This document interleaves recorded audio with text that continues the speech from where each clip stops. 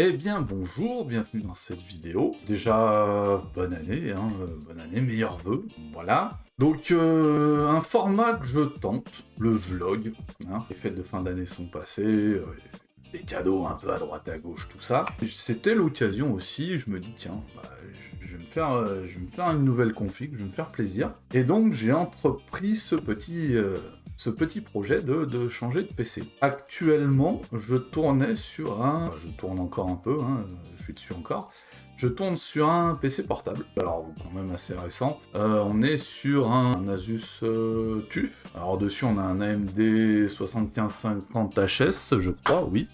Donc c'est un 7ème gen de chez AMD avec une 4060 en termes de carte graphique, puis j'ai mis 32 Go de RAM et puis un NVMe. Mon problème, c'est que pour les jeux vraiment récents, ça tousse un peu, je suis joueur, et j'aime bien quand c'est fluide. Alors, pas forcément beaucoup de FPS, tout ça, mais fluide, confort, comme sur les consoles. J'ai aussi une PS5, et sur les PS5, c'est fluide. Enfin, les 60 FPS sont fluides, et on est sur quelque chose de confortable.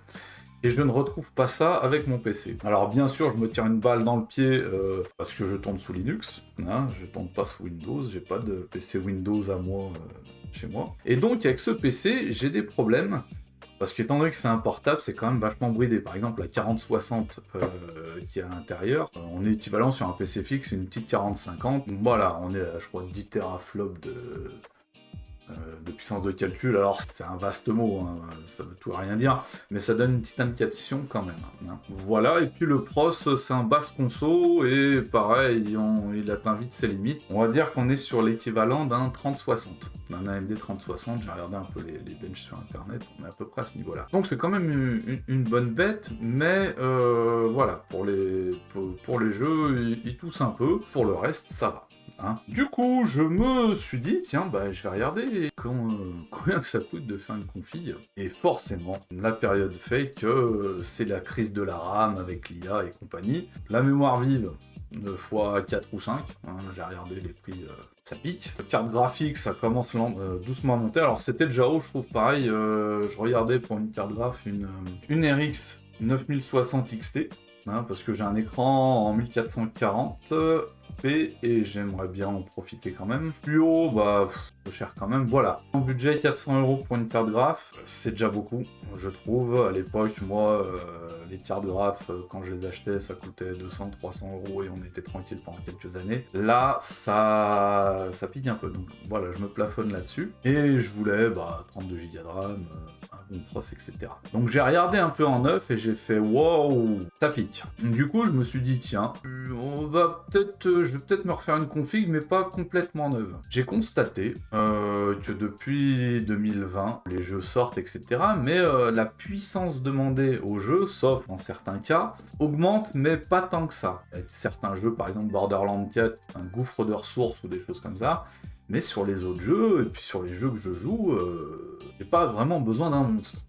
J'ai juste envie d'une bonne config qui tourne. Et donc je regardais du côté de l'occasion. Déjà, j'ai fait un tour des pièces que j'avais. J'avais un PC avant cet ordi portable, j'avais un PC fixe, mais j'étais passé sur portable parce que côté pratique. Le transport, tout est avec moi, je fais des LAN régulièrement.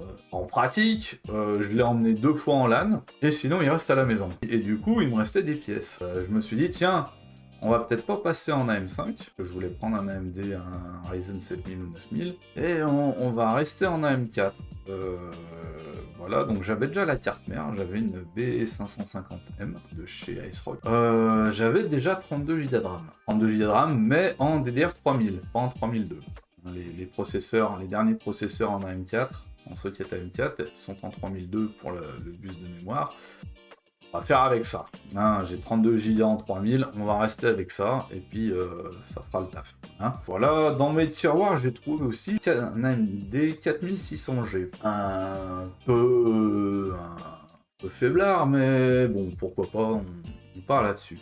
Donc j'avais finalement à peu près tout, et il me manquait la carte graph. Donc je regardais, j'avais vraiment pas envie de mettre 450, en plus pour ce que j'appelle un PC d'occasion, j'avais pas envie d'y mettre 450 balles. Donc j'ai regardé un peu ce qui se faisait sur le bon coin, tout simplement. Et en regardant un peu à droite à gauche les tests et compagnie, j'ai vu qu'on pouvait trouver des cartes des RX 6800, l'ancienne haut de gamme des années 2020, et qui, à l'heure d'aujourd'hui, sont au-dessus des RX 9060 XT. Quand je dis performance brute en calcul brut, elles sont au-dessus. Si on rajoute le FSR 4, si on rajoute toutes les nouvelles technologies, oui, bon, là, ça se rediscute. Mais en termes de puissance brute, on est au-dessus. Et je me dis pourquoi pas. Et en regardant un peu sur le bon coin, eh ben, il s'avère qu'on en trouvait entre, alors, les plus bas, j'en ai trouvé à 250, entre 250 et 350 euros. Il y en avait à 400 et 450, mais cela hors de question, encore non pour de l'occasion. Et puis de fil en aiguille, en regardant, j'ai déniché une Radeon 6800 XT. 16 Go, important pour les... Vu que je joue en 1440p, et ben 8 Go de mémoire vidéo, ça commençait à être ric-rac, hein, on le sentait dans beaucoup de jeux. Dès que je poussais un peu les curseurs, la mémoire, la VRAM était saturée, et puis ça, le frame time s'écroulait, et donc c'était pas fluide. Et ça m'emmerdait un peu. Et je me suis dit, ouais, super, ça, je monte le PC, et quand je monte le PC, je lance les jeux. Et là, une montée de seum en me disant putain, fais chier, ça rame, enfin c'est pas fluide, ça me convient pas, ça va pas. Problème dans mes configs, hein, je cherche. Hein. Je me dis c'est la carte qui a un problème, possible, hein, mais en fin de compte non.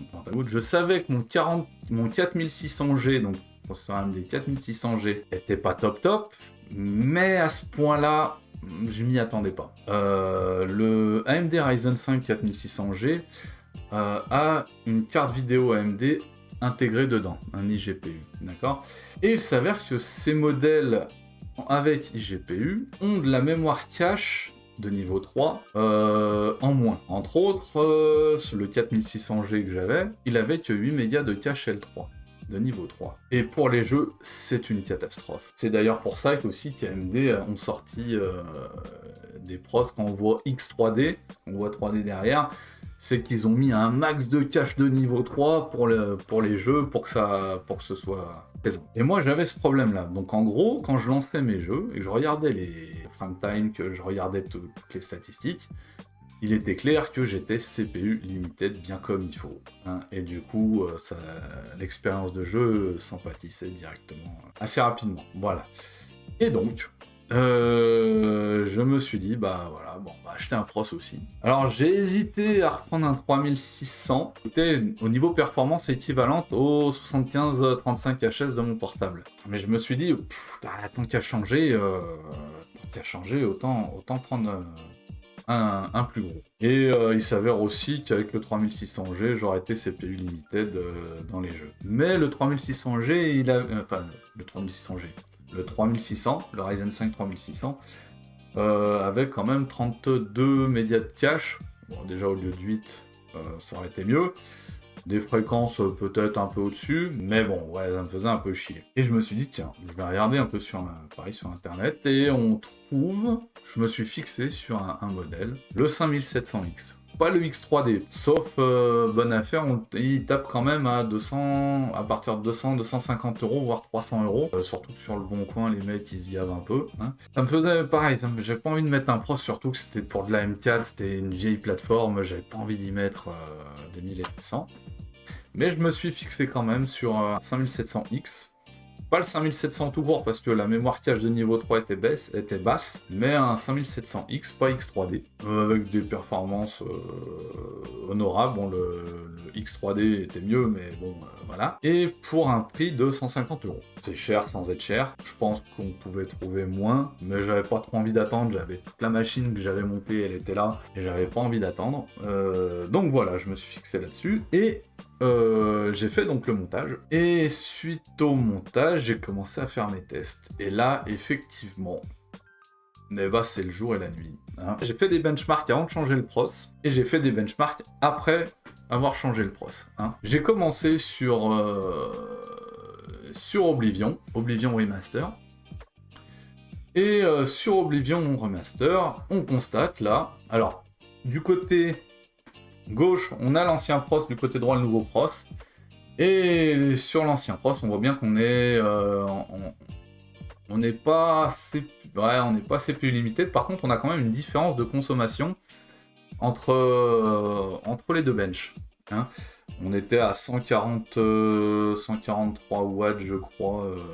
On est à 141 watts avec le 4600G, alors qu'on est à 163 watts avec le 5700X. On voit ici, déjà que les performances, on passe de 64 images par seconde à 115. Le frame time, à peu près le même, on n'a pas trop de soucis. Mais on est quand même encore CPU limited dans le sens où la carte graphique, elle n'est pas encore à fond. Malgré le 5700X. Cette carte graphique, la HD 6800 XT à fond, on est à 260 watts à peu près. Là, on n'est clairement pas à fond. Aussi, j'ai constaté une différence de consommation de RAM sur tous les benches. Je ne l'explique pas. Voilà. Tous les benches qui vont suivre ont été testés dans les mêmes conditions de chaque côté. La seule différence avec le test du 5700X, c'est qu'il est en PCI Express 4 et en PCI Express 3 sur le Ryzen 5 4600G. C'est la seule différence. Voilà. Donc sur Oblivion, on voit clairement une différence. De perf, on est vachement mieux, mais on est encore CPU limited. Du coup, j'ai lancé le fameux Cyberpunk. Cyberpunk qui est quand même assez lourd comme jeu, et j'ai lancé le benchmark. Et on voit que sur le benchmark, alors là, en intérieur, il n'y a pas une grande différence. On voit que le GPU est quand même quasi à fond avec le 4600G. Hein, donc dans un endroit, on va dire, fermé. Hein, mais on a quand même une différence de perf. Hein. On a 10 images par seconde en plus. Prime time, on est à peu près sur la même chose, mais quand on va sortir, ça va être différent. Hein. Là, voilà, ça commence. Voilà, on voit que là, tout de suite, hein, dès qu'il commence à charger les personnages dehors, à avoir les effets de lumière, les choses comme ça, on a plus ça avance, plus on a une grosse différence de framerate. Pareil, le frame time, vous voyez sur le côté gauche, il a tendance à un peu plus osciller, un peu plus avoir des pics, alors que du côté droit, c'est plat ou quasi plat. Donc on a une grosse différence de perf entre les deux pros. Voilà, donc en moyenne 95 sur l'ancien pros et à peu près 109-110 sur le nouveau pros. Voilà. Donc là, il y a une sacrée différence sur Cyberpunk. Après, j'ai fait du Starfield. Alors Starfield, je me suis pas trop fait chier entre guillemets. Je suis resté sur la ville d'Aquila. Je sais qu'il y a un peu gourmande, pas autant que la ville principale, mais sur Aquila. Et déjà là, on voit une différence de perf. D'un côté, on est à 60 images secondes sur le Ryzen 5 et sur le Ryzen 7, on est à 85, entre 80 et 85. Mais on voit aussi qu'on est beaucoup moins CPU limited sur le Ryzen 7 que sur le Ryzen 5. Ryzen 5, la carte graph, on a une grosse différence déjà de pourcentage d'utilisation et de consommation. Sur le Ryzen 5, on est à 160, 180, alors que sur le Ryzen 7, on monte à 215. Donc ça prouve que la carte graphique attend moins le pros pour fonctionner. Voilà. Pareil, différence de RAM d'à peu près 4-5 Go. Je n'ai pas l'explication. Je sais pas pourquoi. Pourtant, j'ai bien vérifié, il y a les deux applis de chaque côté. Ça, il n'y a pas de problème. Les mêmes applis de chaque côté, ça, il n'y a pas de problème. Et j'ai fait du Borderlands 4. Alors celui-là, le Borderlands 4, il me posait vraiment problème sur l'ordi portable. Et je voulais y jouer. Du coup, voilà. Et là, pareil. Alors, bizarrement, le GPU de chaque côté, il est à peu près, au niveau de l'utilisation, au niveau du pourcentage d'utilisation, on est à peu près sur la même chose. Mais au niveau consommation, il y a quand même une sacrée différence. Hein. Donc,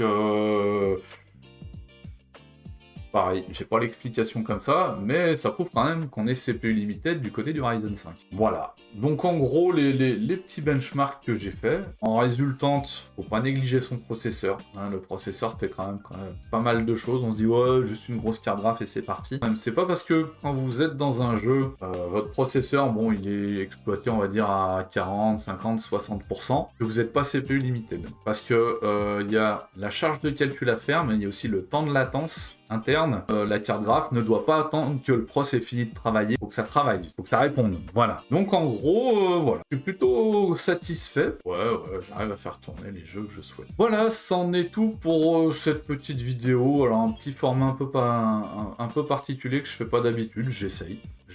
Si ça vous plaît, mettez en commentaire. Si ça vous plaît pas, mettez en commentaire aussi. J'en ferai pas d'autres. Hein.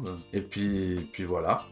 Si vous avez aimé cette vidéo, bah comme d'hab, petit pouce bleu, petite cloche. Et puis je vous souhaite une bonne journée. À plus. Ciao.